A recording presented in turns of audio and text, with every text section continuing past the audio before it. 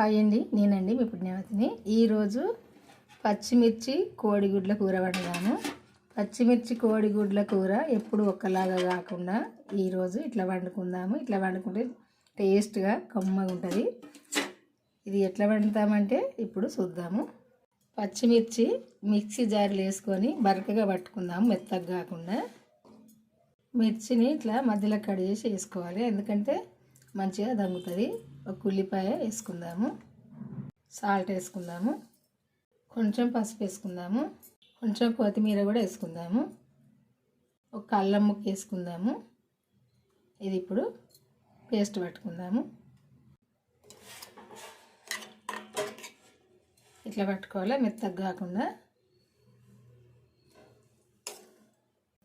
ఇప్పుడు సరిపోను నూనె పోసుకుందాము.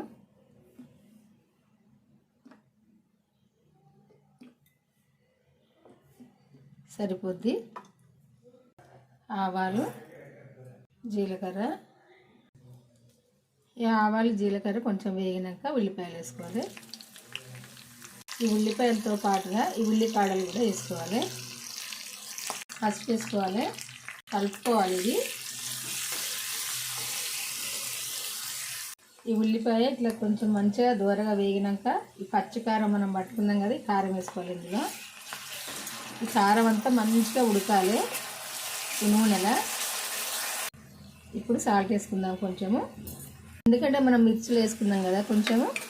ఇప్పుడు ఇందులో కొంచెం వేసుకొని మనం తర్వాత టేస్ట్ చూసినాకనైనా వేసుకోవచ్చు. ఈ కారం అంతా కూడా ఉడకాలి. ఇది ఉడికిందంటే కొంచెం నూనె పైన తేలుతుంది. కొంచెము మెంతి ఆకు వేసుకుందాము, మెంతి కూర. ఈ ఉల్లికాడలు ఈ మెంతి కూరతో ఇట్లా వండుకుంటే చాలా టేస్ట్గా ఉంటుంది. ఇదంతా కూడా ఉడకాలి, ఈ నూనెలో మంచిగా ఫ్రై కావాలి. ఈ మెంతి ఆకు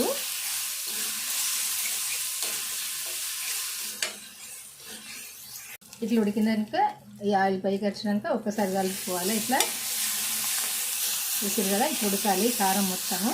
ఇప్పుడు ఈ కోడిగుడ్లు కొట్టిపోసుకోవాలి. ఇట్లా ఎన్నైనా అడుకోవచ్చు. నేనైతే 4 వండుతాను. ఈ 4ని కూడా ఇట్లా కొట్టిపోసుకోవాలి. దీన్ని అయితే ఇప్పుడు కలపద్దు. ఇట్లా కొద్దిసేపు ఉడికినాక మెల్లగా ఇట్లా దగ్గర కనుక్కోవాలంతా.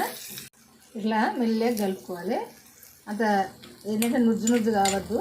కొంచెం కొత్తిమీర చల్లుకుందాం. ఇప్పుడు ఒక్కసారి కలుపుకుందాం. ఇది మళ్ళీ ఒకసారి. చూసారు కదా, ఇట్లా వండుకుంటేనైతే చాలా టేస్ట్గా ఉంటుంది. ఇంత వేసుకుంటే సరిపోని అన్నం తినచ్చు, అంత టేస్ట్ ఉంటుంది. ఇట్లయితే ఒక్కసారి వండుకొని చూడండి, ఎట్లా టేస్ట్గా ఉంటుంది అన్నది మీకే తెలుస్తుంది. తిన్నాక ఏర్పడుతుంది. బాగా వింటా మరి మళ్ళీ